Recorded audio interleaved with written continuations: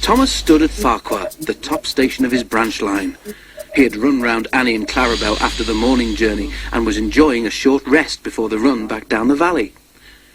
His driver and fireman stood beside his cab talking to the guard who'd brought startling news. "Did you know that the station master was burgled last night?" he was asking. Thomas's driver shook his head. "You don't say," he exclaimed. "I didn't know he had anything worth stealing." "He's won cups for gardening," exclaimed the fireman. "All taken, and then the scoundrels had the cheek to pinch his car to carry them away in." "Not that new one he's so proud of," said the driver. The guard nodded, and at that moment the signal rose to show that the line was clear.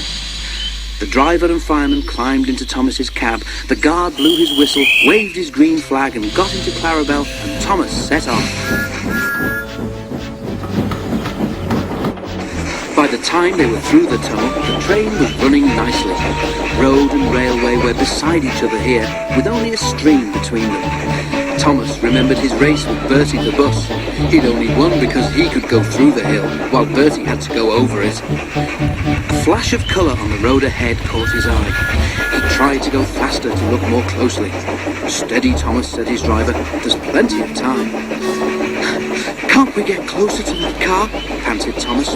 "It looks like station masters to me." "Lots of cars look like that," laughed the driver, but he opened the regulator and they began to draw level.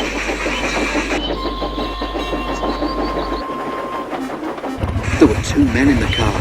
They waved when they saw Thomas and tried to go faster. "That's the car all right, Thomas," said the fireman, "and those two must be the thieves. But we can't stop them, and they'll be gone long before the next station." "We need pencil, paper, and something to put a note in," said the driver. "We'll throw a message out at the next signal box."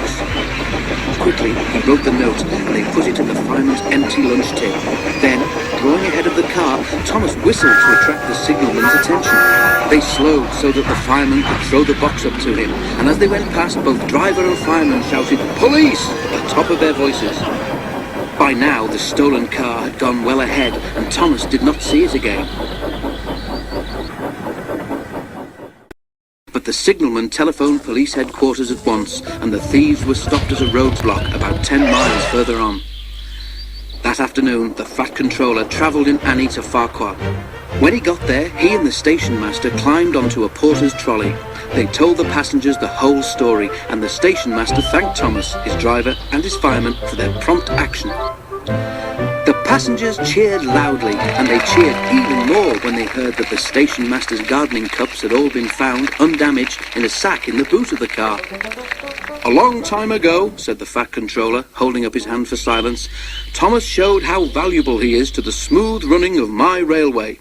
I am sure you will all agree that today he has once again proved himself to be a really useful engine."